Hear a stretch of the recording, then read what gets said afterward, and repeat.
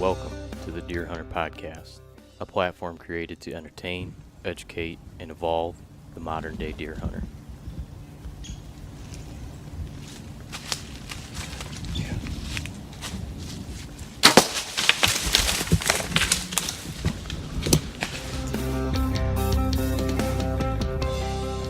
I'm trying to remember which one I heard you on before, but I think you'll do just fine.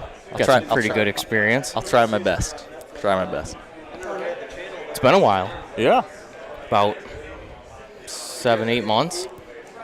Yeah, I guess we met at the BHA Pint night in March or February last year, or this year I guess it was. Yeah, and what did we do? We sat down for an hour and had a beer, and you explained to me how to start a podcast. And then look what you did. And now we've come full circle. Uh-huh. It's pretty cool. Glad to see you were able to take action on it. Man, that help was, like, so critical. Because you could That's really awesome. quickly go in the wrong direction. There's a lot of ways you can do it.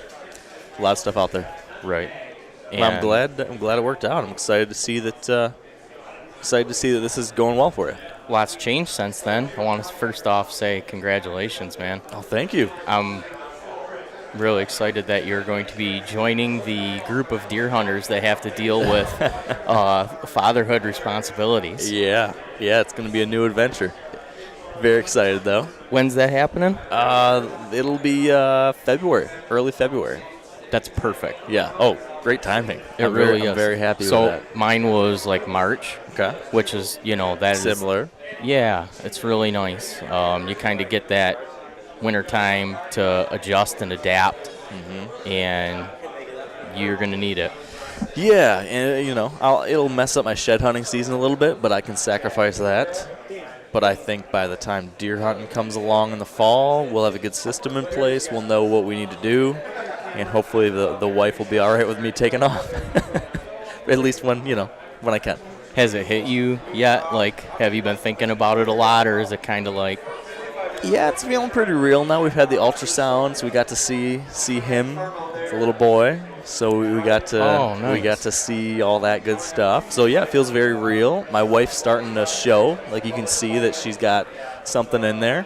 I felt him now. He's kicked some, and I can feel that. So yeah, all these things make it very real, which is exciting. Yeah, it's exciting. I was completely good with if it was a boy or a girl, but when we did get the ultrasound and they're like a boy, it all just kind of clicks, because then I don't know, the reality of what's gonna be happening, and you have a hunting buddy that you get to teach in a way that no one basically has ever been taught to deer hunt. I mean, up till our generation, and with the internet, I mean, the amount of information in deer hunting that you yourself personally have obtained since you start Wired to Hunt is probably more than anyone else in the history of deer hunters. How many podcasts are you now? How many have we done? Yeah, what's your episode number up to? 171 so far. So that's Wired to Hunt. Plus, I've done another like 70 or 80 of my other shows, like 100% Wild or Whitetail Q&A. So yeah, I mean hundreds. Yeah, hundreds of deer hunters you've had in-depth, long conversations with. Yeah. And man, it's been a terrific opportunity, no doubt about that. Yeah. Very fortunate to be able to learn from so many people, and I'm just trying to retain as much as possible and keep trying new things and learn myself and get better. Well, that's one of the best things about your platform, and it's one thing that's going to make you a great parent too, is that you're so open-minded, and you never. It's really hard for people to get in little paths and groups, and then not accept knowledge from other platforms and things of that. And I've watched you handle situations where different groups that normally don't coexist too well. Well, I'll just use this scenario because I found it fascinating a month or two ago when you had John Eberhart on, and he was pretty relentless, like John is. He's a little bit of a pit bull about really getting into the big TV guys. You know, he likes to throw that, and probably doesn't have any idea that you are in a partnership and do a podcast with some of the biggest TV guys historically of all time. Yeah. And I thought, he's just sitting there giving it. And right when you started the episode, you hammered it so perfectly on just saying, you can take this information from him, and you can take this information from the Drurys, the big TV guys, and take what you need and balance it out and build your own. Whereas a lot of people would just, you know, I could see a lot of people sweating bullets when they would be having that phone conversation with him. And I mean, I think if there's anything that I try to make sure that I do, whether it be in my work like this or in just my daily life, is never be closed-minded. Always be open to new perspectives. And so that definitely applies to deer hunting. And I think that if ever you get too stuck in your own little echo chamber of what you do and what your friends do or what you think's right, and you never open your eyes, your mind to those other ways of going about it, you're missing out. Maybe you are right in a lot of ways, but Joe Blow down the road might have something too that could help you. So at least for me, I'm an equal opportunity learner. I want to listen to everybody, whether they are in a situation just like me or a situation very different, and I want to try to hear it all, synthesize it, and figure out what fits. What can I take from that? Maybe not all of it. I got to be realistic about different circumstances. Excuse me. But I just think there's a lot to learn from different people. I mean, let's take it super macro.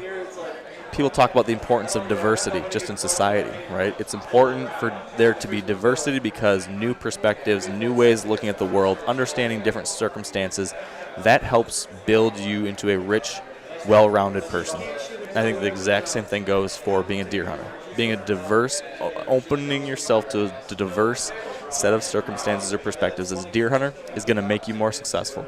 It's going to make you, I think you're going to enjoy it more too. So yeah, I'm all about the diversity of the deer hunting community, learning from everybody, and trying to help others too. I think that makes you unique, though, in the deer hunting community because it's a human characteristic in general to want to get in smaller groups. Mm-hmm. But hunting, I think, is even more so because I think the premise of hunting, going back culturally, was always like a tribal thing or a small group thing where your group did this way and you heavily relied on them as your counterparts for you to be successful. And I see that mentality carry into the hunting community today, whether it's we wear this camouflage, we use these boots, we shoot these bows. Yeah. And I think that's a little bit what it is just that you know, that lingering mindset of, you know, this is Matthews bows.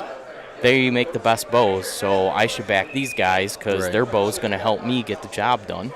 Well, there's a lot of good bow companies now today. I don't know. It's something sometimes people really struggle with to look through, but I think you've done a great job. I appreciate you saying that, and certainly try it.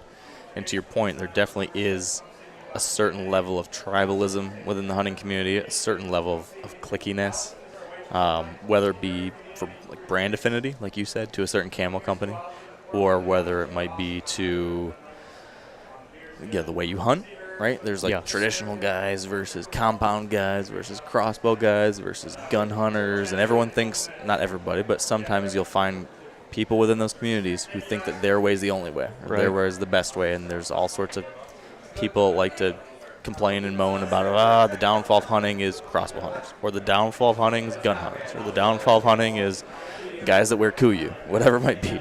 Right. And it gets a little ridiculous, but it is a reality, and I just hope that, you know, people can look beyond that, hopefully, more so as we move forward. Some groups are starting to do so. I guess we should probably reference why there's so much background noise in the podcast right now is because we're at a collaboration event between the Backcountry Hunters and Anglers and the Quality Deer Management Association. Two groups that do a great job of uniting hunters. I'm kind of new to QDMA, but I've paid close attention to Backcountry Hunters and Anglers since they started up, and you'd be hard pressed to find a group of sportsmen and outdoorsmen that have, maybe different hunting styles and different brand affiliates and things like that just don't seem to care at all. There's a bigger picture, a much bigger picture that group is focused on. Two really good organizations. I'm a member of both and active with both, and I'm glad to see those people coming together, because I think that for BHA and for the QDMA to achieve their goals and their mission, they need each other's help. Right. If the Quality Deer Management wants to protect the future of deer hunting and the deer hunting heritage and whitetail habitat, they need public access. They need public land hunters to achieve those types of goals. If the backcountry hunters and anglers want to preserve the future of public lands and public access and thriving wildlife populations and habitat on those public lands, they need deer hunters.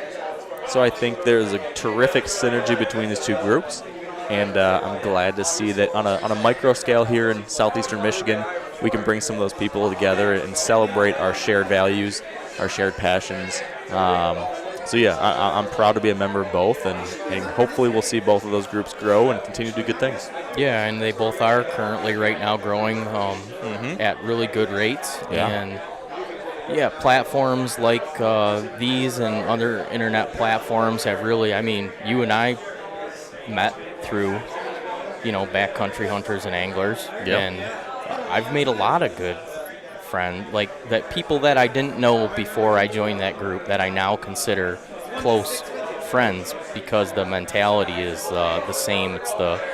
We can kind of look through a lot of the stuff that really doesn't matter, and let's try to focus our efforts together to focus on what does matter. And there's a lot of pressing issues right now that really do matter and really do need attention. Sometimes they get thrown by the wayside.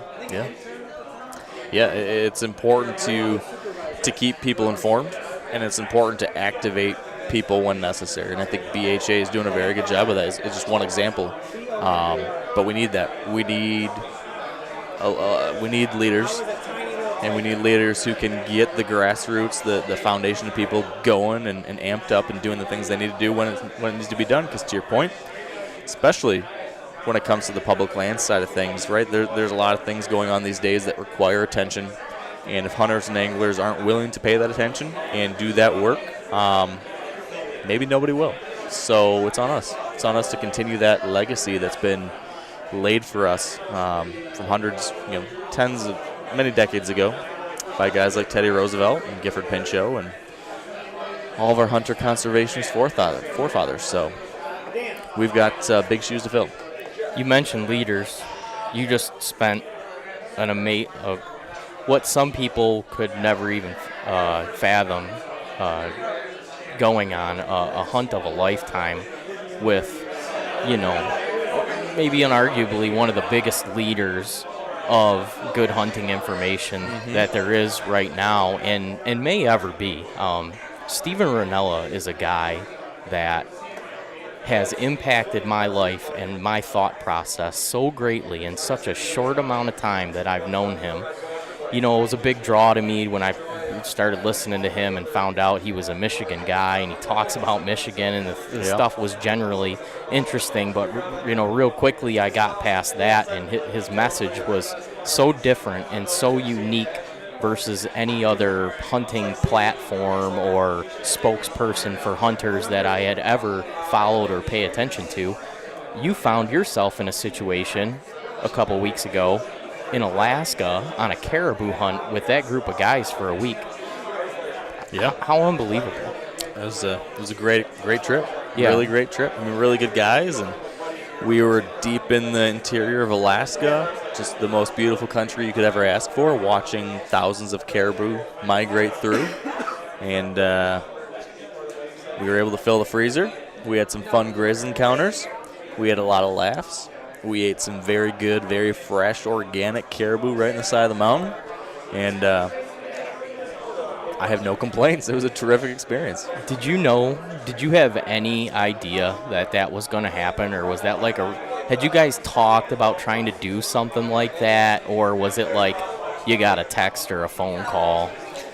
Yeah, me and Steve had a relationship before that. We, talk every once in a while, have beers and stuff, so we were friendly, but we hadn't talked about doing a hunt together in the near-term future, so that was a surprise. I just got an email one day saying, hey, what are you doing on these dates? And I was like, well, I've got a whitetail hunt planned in Montana, but I can be flexible.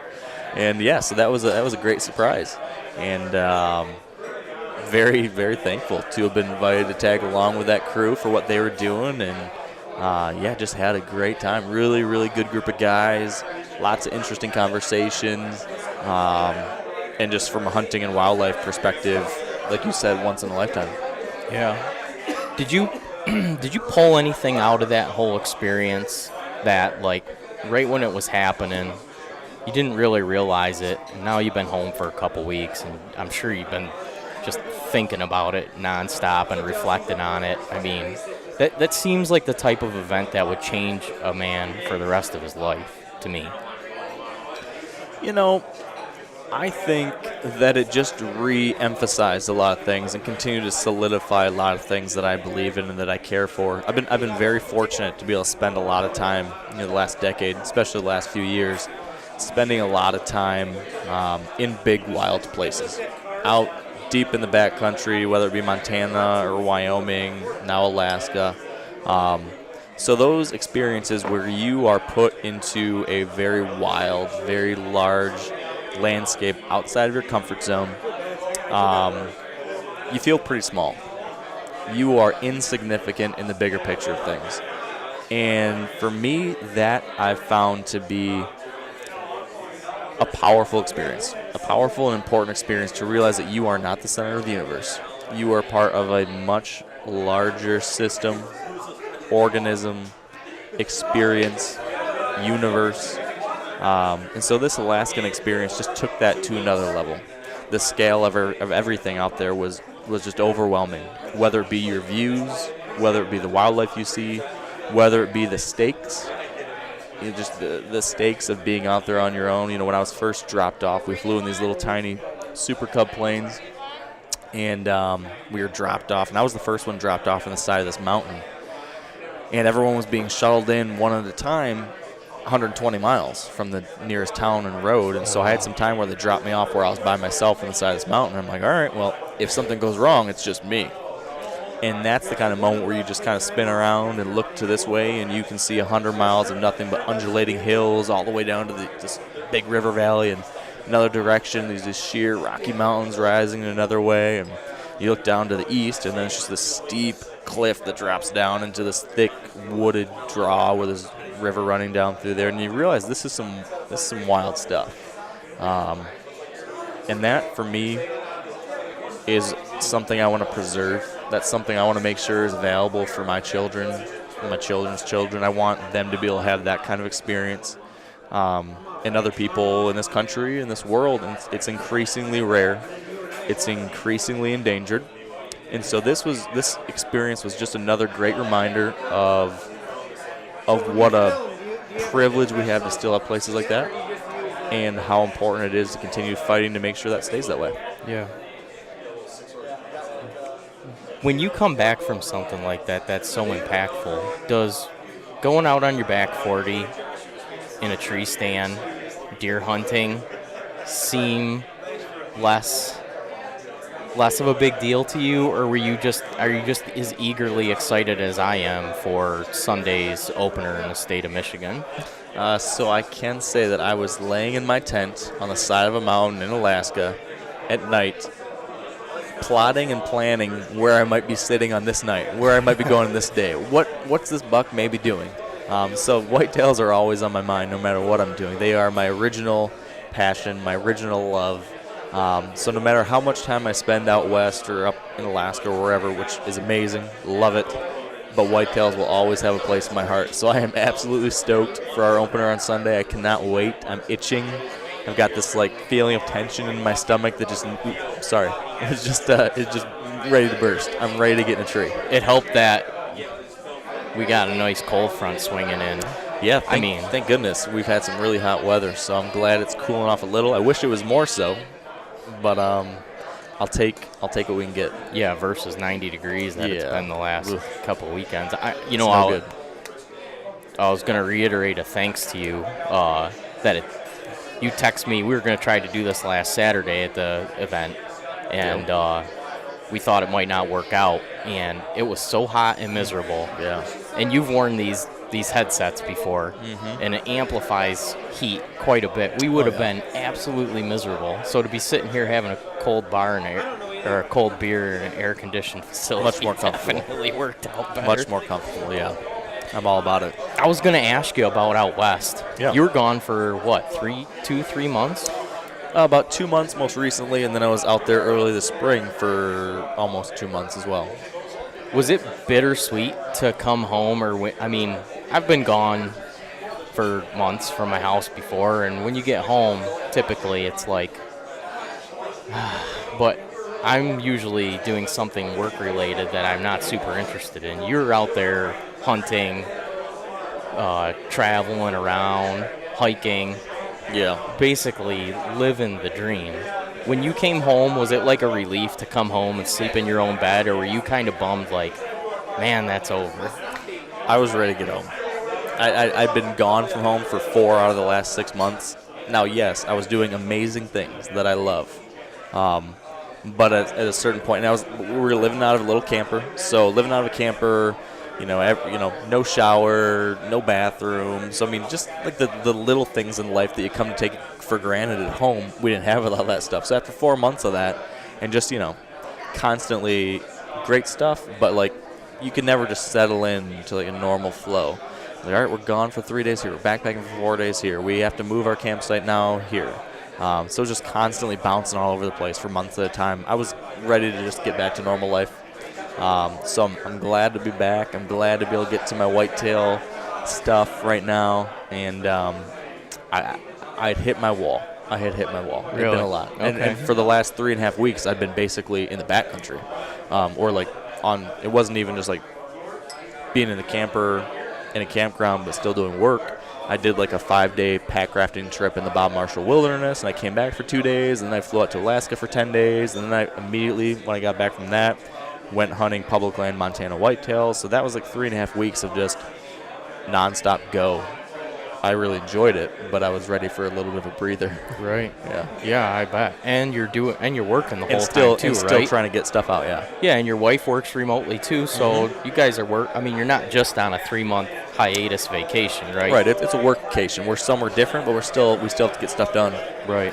So it's just done in a different way. So usually I'd be sitting in my truck with the truck on for hours at a time to try to keep things charged and working and trying to get service different places, or working out of coffee shops, or driving to the top of a mountain trying to get service so I can publish a podcast or whatever. Yeah, right. So there's some inherent challenges living that kind of dirtbag nomadic existence that we did this year. It was cool, but your wife's a gamer. Oh, she is. She is a trooper and a half. To live in a camper and to, a husband. She's probably spent a lot of hours in that camper by herself, I'm imagining, because I know watching your Instagram feed and things, you spend a lot of hours out in the... Yeah, doing different things. Yeah, she's fortunately, she likes to do a lot of the things that I do, so we do a lot together. We're camping and backpacking and fishing, a lot of that, both of us. Right. But yeah, she's very understanding of the fact that sometimes I need to go do my own thing, and she's okay just hanging out. But I'm very lucky. Excuse me. Like you said, she has the flexible job. She's into a lot of this stuff, and she's just probably the only one out there that could have handled me. Yeah. So, worked out well. Worked out very well. Do you think you'll stay in Michigan long term? I know you've talked before. I've heard you say how much you love out west. Yeah. Is that something that's pulling you that way? Do you think you might make a move at some point in time, or do you think like this will be your home, or you might bounce back and forth? I gotta imagine that's something that you considered. Oh, yeah. We definitely talk about it a lot, think about it a lot. It's definitely something we have strongly considered. We haven't made an official decision quite yet.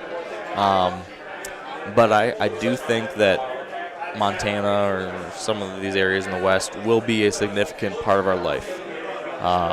Whether that means we're going to live there or live there part-time, I don't know yet. But at the same time, Michigan and our home here in the Midwest, we want to remain a significant part of our life as well.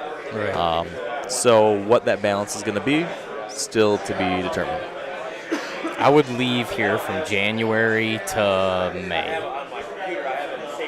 Yeah, that's a bad time here, but it's a tough time out there too. I get that.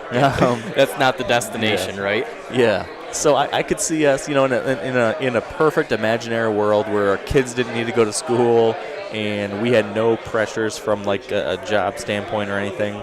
If I could be out there from like May through September, that'd be great.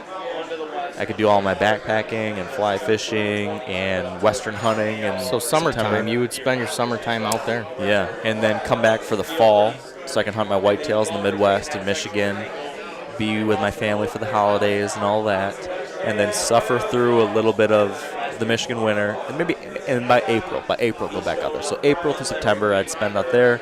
October through March I would be in the Midwest. Yeah, I wouldn't disagree with that. That, I think, at least for the stuff I'm into, that would be the best balance. But you brought up the point. I mean, you now are going to have a child in school and all that, and yeah, you'll have strong things to consider. So, yeah, adulting. Hey, you're an evolutionary thinker. You'll have to devise a way to make it work. Yep. But we will. We will figure it out. Let's talk about some whitetail stuff. I like talking whitetails. Yeah, like you said, I'm guessing it made it a lot easier to show up back at home, being a week or two out from deer hunting season.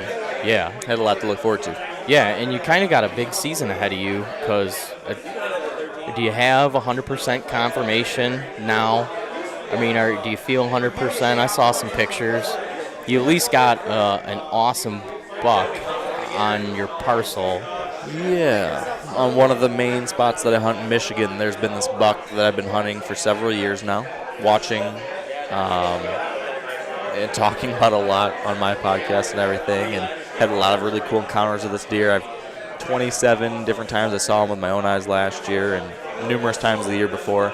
So yeah, I'm about 99% sure that the pictures I have of this deer, that this is him back, this buck I've been referring to as Holyfield. Just all the pictures I have are a little bit fuzzy because of the background of the standing corn, and they're all night pictures. But I mean, it's pretty hard for it to be any other buck. So I just want like a perfect, clear face forward picture, just so I can say without a shadow of a doubt, oh yeah, that's him. But I feel pretty good. I feel pretty good about it. Excited to get back after him. It's been a really cool experience getting to hunt and learn about a single deer like this as much as I have. Yeah, and you're utilizing a couple cellular cameras, right? So that could happen like tonight at this event, right? Yeah, I could get the text. Yep. Yeah, I just started using a wireless camera last year and continuing using it this year. And it is a helpful tool in certain situations. So yeah, I'll tell you the best thing it does for me. I struggle waking up early in the morning. I can wake up early in the morning to hunt. Like that's the one thing that gets me out of bed and going. I know I gotta go. But for a regular day at work, I'm just like, I don't want to. I just have like 5-10 minutes there where it kind of is rough. But when I know there's pictures on my phone, that like gets me up. Like I wake up and I'm like, oh, but I can check the camera.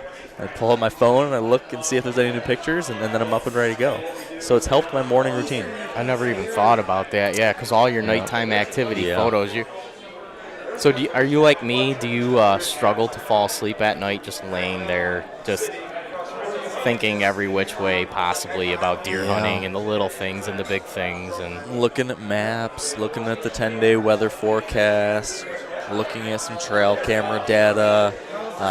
Thinking about it all the time. And it's just going to get worse throughout the rest of the season now. This is the beginning of an awesome time of year. I live for it, but it's a marathon. Right. because at least depending on how like serious you take it, but I take it very seriously. So I'm out there a ton. I'm thinking about it a ton, and I love it. So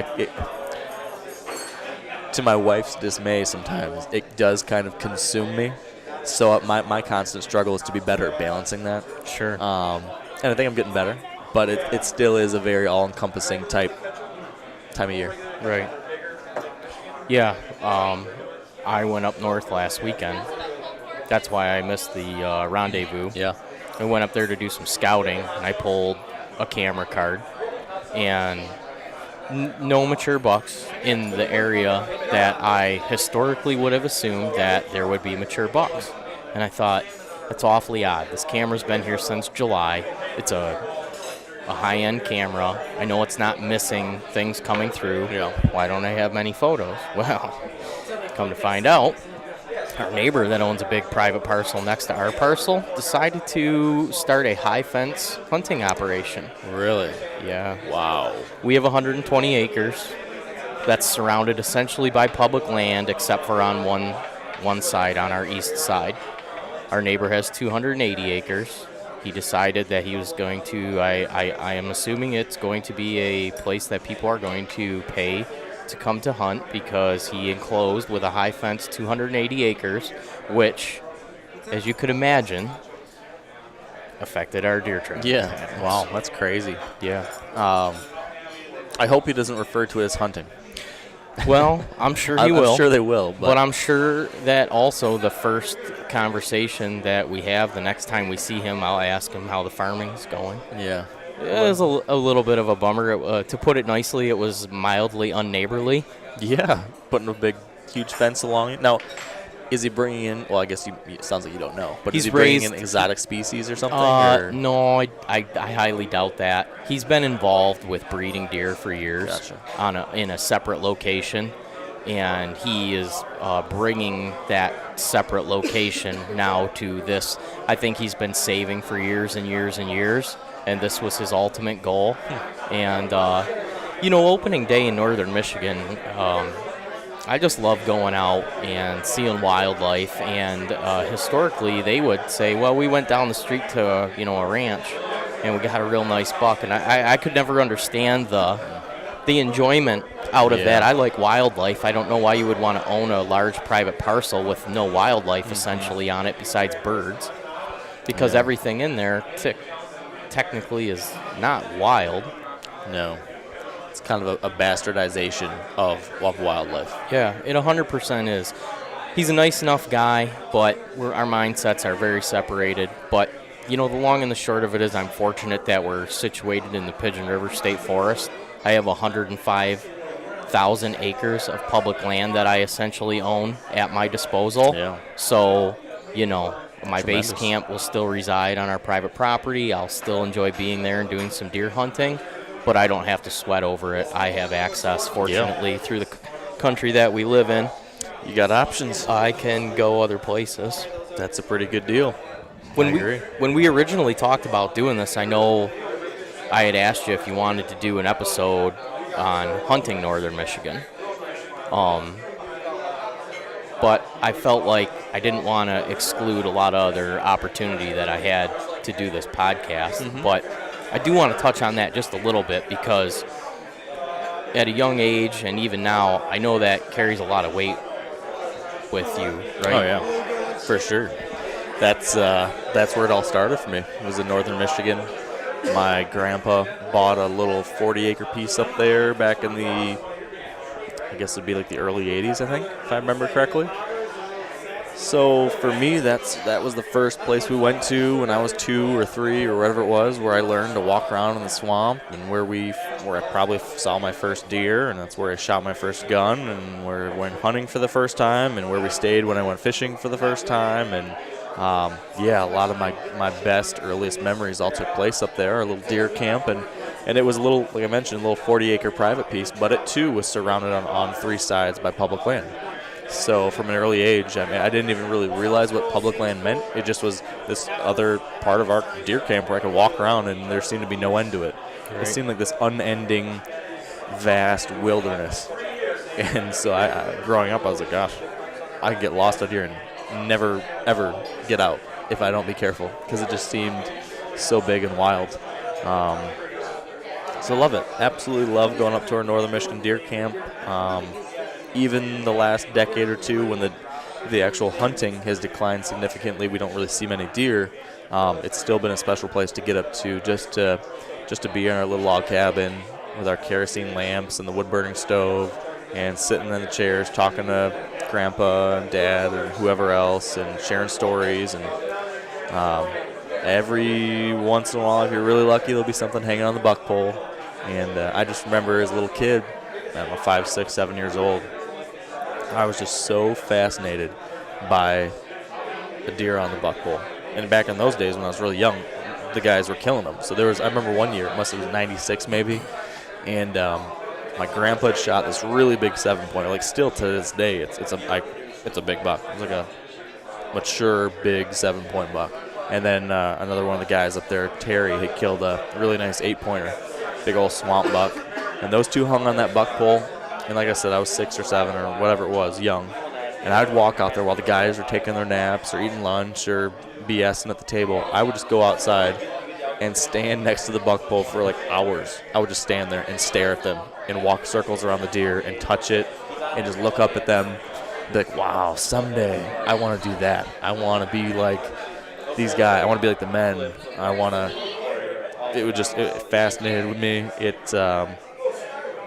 just was a really cool thing as a little kid to look at and aspire to. Right. And I still remember very fondly.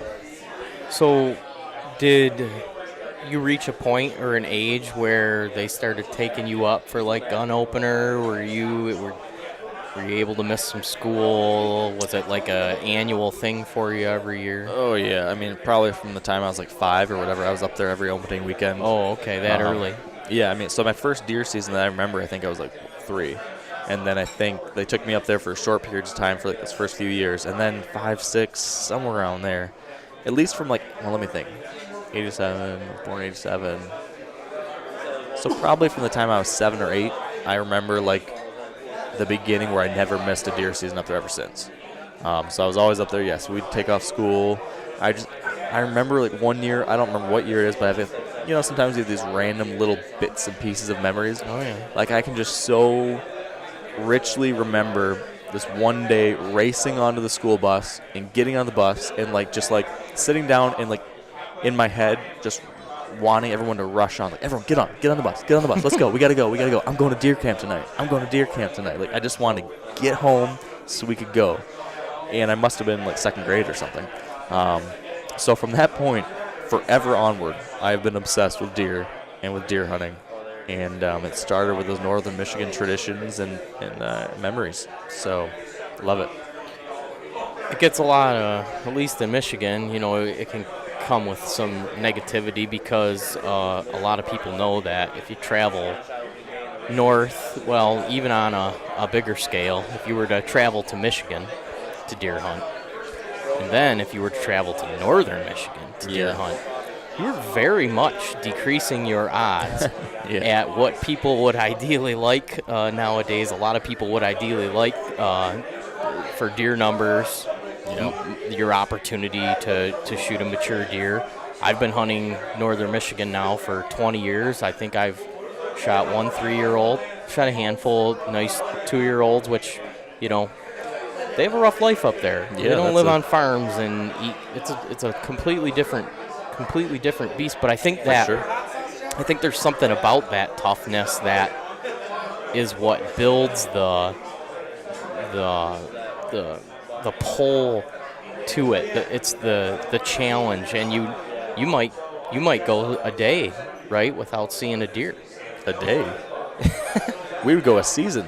Okay. We would go seasons without seeing deer. Well, so people it's a character building exercise, the way I looked at it. You're going there to build your moral character and to have a good time. Right. But for me, it was always experiential. It was the experience. I didn't go up there, at least once I got older. I mean, when I was young, I thought I was going to kill stuff. But once I reached a level where I was hunting other places, and I found that deer hunting everywhere else is not like it is in northern Michigan. Then I realized, okay, I'm going to continue going up to this area, because it's a certain experience and social type of thing that I still want to be a part of. But to your point, it's just different from a deer herd perspective. There's not as many deer as there used to be. There's not necessarily as much. Well, there's definitely not as much nutrition in most places, so you're not going to see many deer. You might not necessarily see as many mature deer, but it's still a really good time. Yeah. And I really enjoy getting up there. Now, things are getting better. More recently, there's been some things that I think have led to both macro and micro trends that have led to the deer populations in many parts of northern Michigan increasing a little bit. Some of the herd structures improving a little bit. So there's a better chance of seeing mature bucks maybe than there has been in the last 10, 15, 20 years, which is exciting, I think, for a lot of people. Yeah, I would agree with that. And I would also guess that since that young age, when you started hunting up there, your approach to hunting when you go up there has probably changed significantly, if I had to guess. Oh, yeah, definitely. Very different. I mean, growing up, my family's deer hunting style was, I think, a lot of the traditional northern Michigan deer hunting styles. Gun season, you go and sit next to a tree with your gun and shoot whatever comes by. So that's how I learned. So I've had, like I said, started off not really knowing what I was doing, sit next to a tree. That's what Dad did. That's what Grandpa did. That's what everybody did. But I've been self-taught ever since. So I've just obsessively read every magazine, every book, every article, listened to as many different people as I could, and over the decades have learned that what we did in the past maybe wasn't the most effective way to hunt that area. So I've continued to try to learn. It's still a very challenging place to hunt. But I'm excited to spend more time up there now that we are seeing some deer. We've gotten trail camera pictures for the first time in decades. Well, we weren't using trail cameras decades ago, but for the first time since I've been going up there, have got pictures of mature bucks, which is pretty cool to see. So now not only is it going to be a fun place to be from a social perspective and from a family perspective, but now it's going to be exciting from wow, we could actually see a buck. We could actually see something I might shoot. Right. So that's neat. I'm excited. I mean, you've seen guys like Mitch Rampala, although there's questions that arise around his authenticity.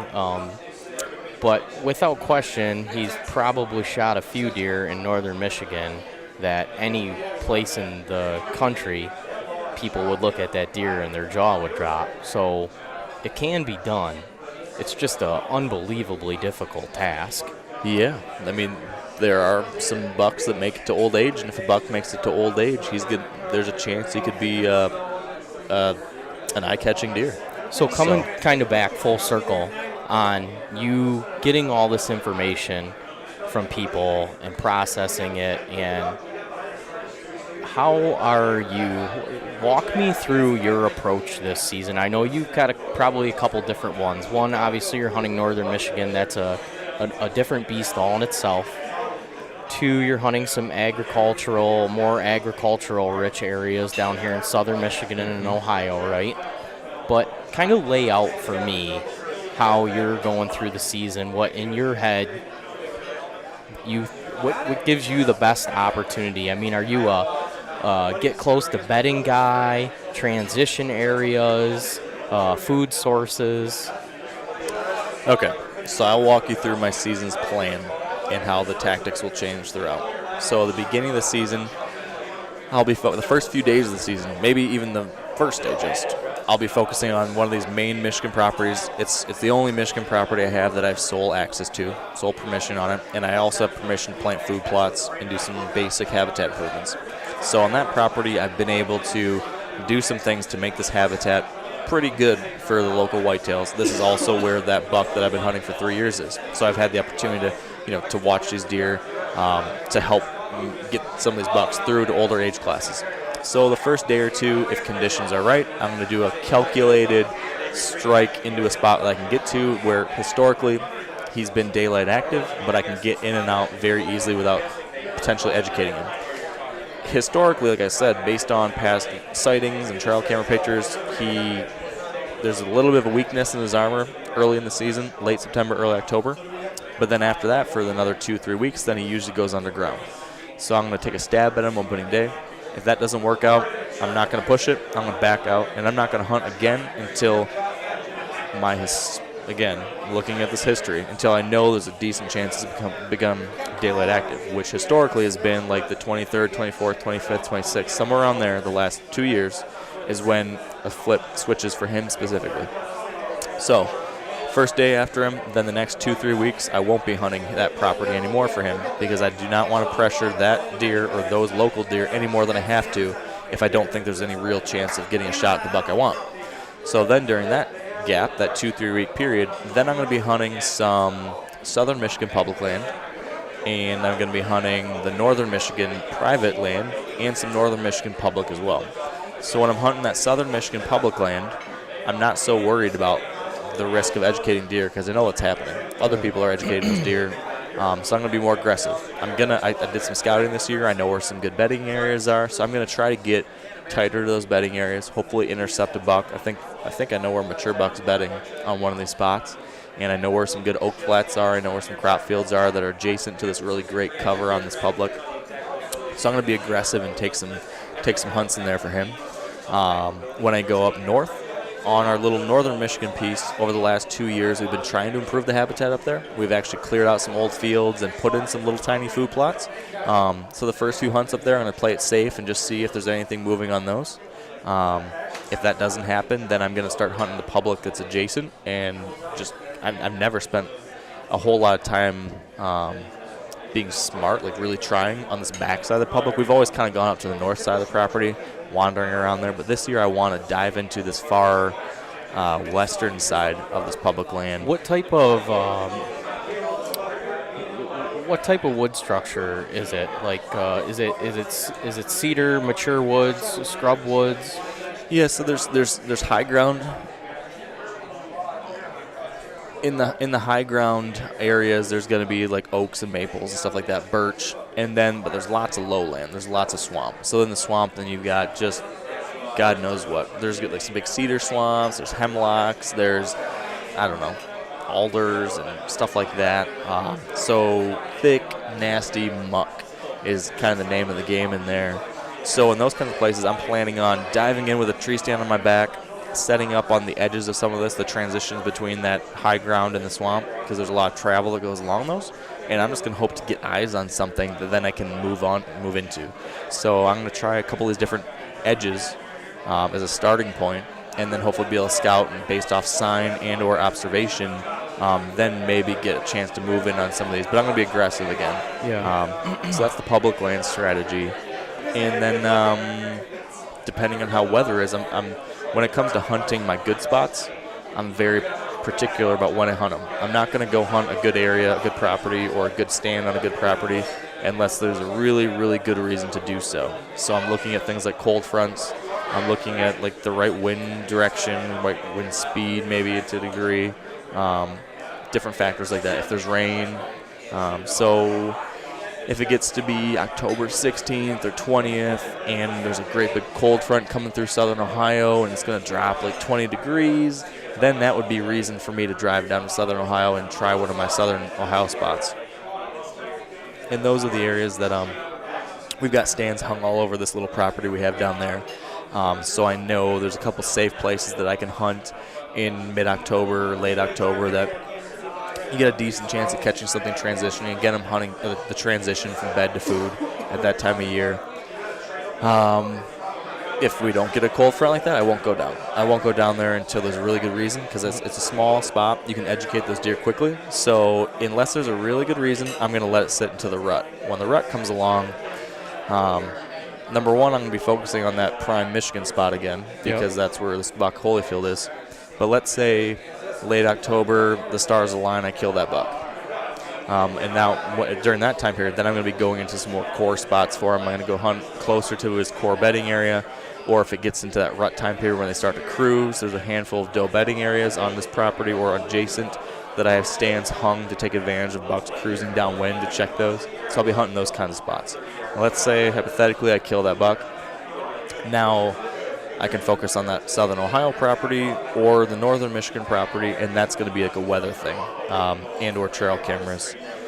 If it looks like there's going to be good weather in southern Ohio, get down there, and there's a handful of good spots in these ridge lines that travel through the property where I can sit all day, and there's a decent chance that if you put in enough time and you're positioned correctly, something's going to cruise through. So that's kind of a be there at the right time and then put in the time, and you've got a good chance at shooting something. And then back to the normal strategy that I mentioned earlier from northern Michigan. And if those things all go well, I've got a North Dakota tag, and I'm going to go try to hunt some public land in western North Dakota still too. And that'll be very much the set up an observation stand, try to get eyes on things, figure out the deer population quickly, get the basic gist of the moving patterns, and then launch and iterate. They'll have a lot of crops probably, because that's mostly a lot of flat ag, right, with like wood lines and ditch lines and stuff. Or so in western North Dakota, it's actually big, like Badlands type country. Oh, really? So big buttes and breaks, and so very steep vertical type stuff. So is it tree stand style hunting, like off of river bottoms, or? It's going to be, I'm going to be focusing on river bottoms. So there's some rivers that run through those Badlands, and so then there's cottonwood trees and willows and stuff down there by the rivers, and that's where the whitetails congregate. The muleys are up high in the Badlands. Whitetails are down that river bottom stuff.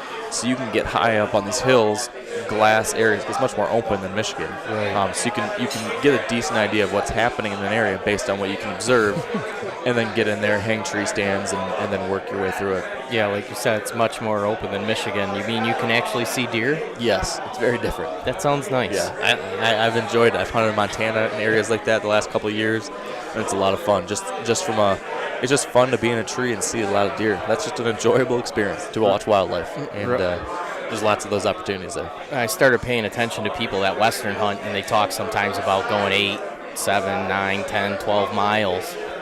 I think, how is that even possible?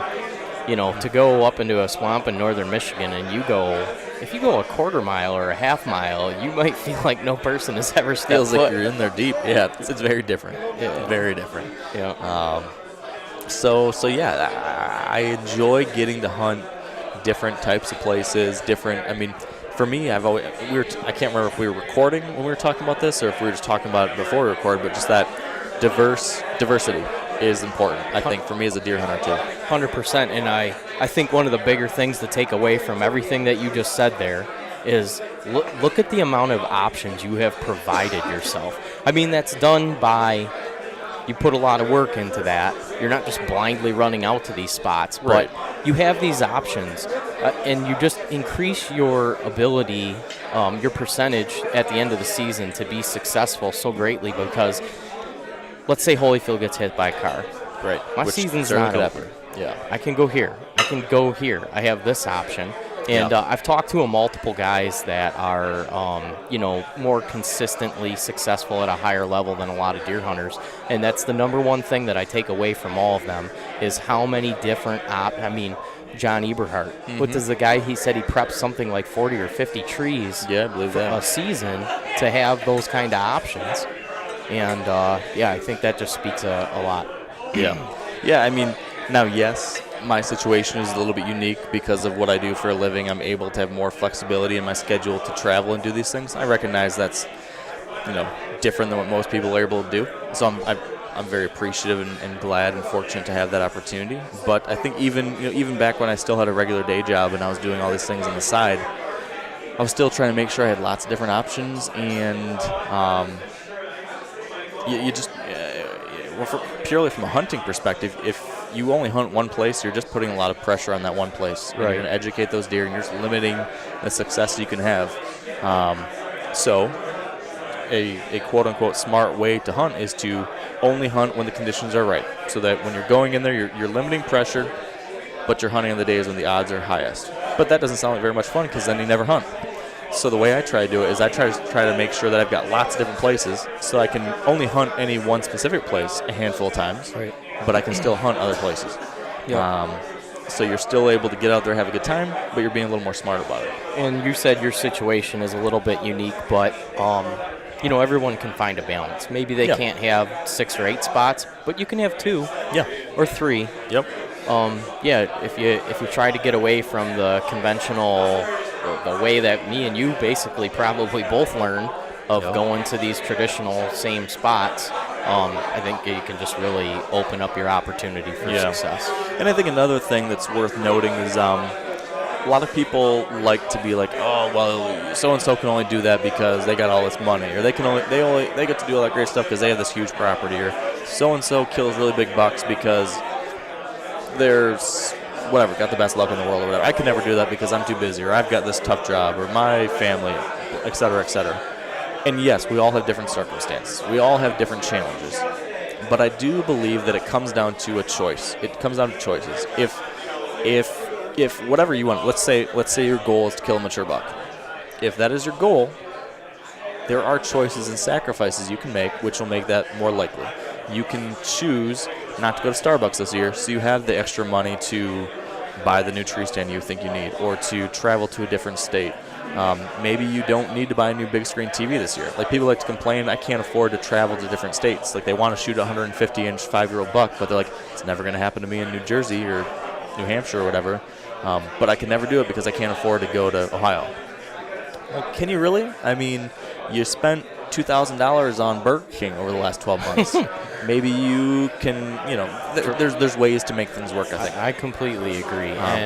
And that's not a rule. Obviously, there's always exceptions. Sometimes people really do have very significant limiting factors. But I think lots of times, if you're being honest, if you reflect on your situation, you can find ways to make these things work if you want it enough, and if you are willing to work enough for it. But if you really got that desire and that drive, anyone can do it. And I think utilizing what you have at your disposal with our public land system here. Yeah. I mean, when you realize what you have at your fingertips, it is unbelievable. I mean, just the parcel that I hunt alone in northern Michigan is 105,000 acres. I couldn't cover that in a lifetime. Yeah. I can go one state over to Wisconsin and start all over again. Mm-hmm. And then I can go down to Ohio. I mean, you own this land. Yeah. You should. It made it a lot. I stopped complaining about paying taxes, and I realized. Yeah, that's a good way to look at it. Yeah. You know what? That I have this at my disposal. It's yours. Get out there, go use it, and there is a lot of pride to be had to have put yourself on common ground that anyone else has the ability to do, and go out there and be possibly more successful than by just putting in. By consuming and applying knowledge and being willing to put a little bit of work in. Guys like Dan Infault, guys like John Eberhardt have proven that these things can be done consistently. Yep. You just have to build your build your system and execute it. Yeah, you gotta work hard. Right. But it's certainly possible. The opportunities are out there. If you want it, put in the work and go get it. I completely agree. I think we should wrap up. Josh is getting a little pushy. He can be a pain in the butt sometimes. I'll tell you what. I'm guessing he probably has some type of announcement or some type of raffles to do. The last thing I want to say, I want to say a real sincere thank you to you. I talked earlier about Stephen Rinella being one of those leaders. I really do feel strongly that you are too. I know podcasts existed before you started doing one, but it wasn't until I came across your platform that I started consuming deer hunting knowledge in this manner, and it opened up an entire world to me, one that intrigued me so much that I had to go to this extent to even start my own, to try to be a small spoke in a big wheel of putting good information out. Yeah. So I really do mean it. Years when people look back, I think your platform's a game changer historically. Thank you. For putting good information out there. And you do the deer hunting community a huge service by uniting deer hunters, putting good information out, and bringing people together. That BHA event that we met at, I didn't know that was happening until I came across your Facebook post. And it's opened a whole new world for me. So I really do mean that in the most sincere way. And I'll give you a good handshake because I appreciate you saying that. Thank you.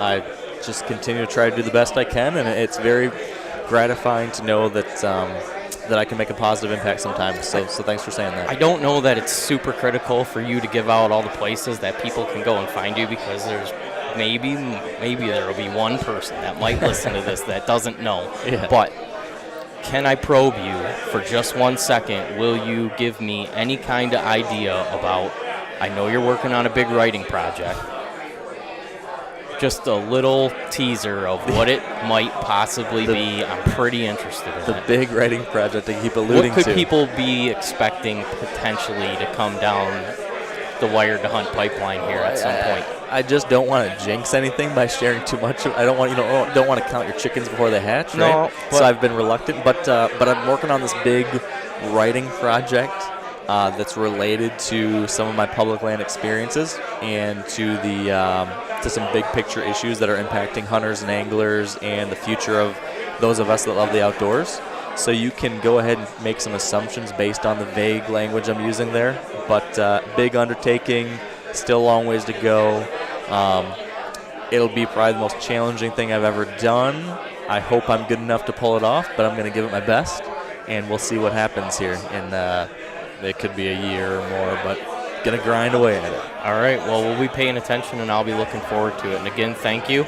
Thank you, Kevin. I appreciate having me on. Absolutely. And in closing, I guess I'll just say keep it public. I like it. Keep it public. Good luck this season, guys.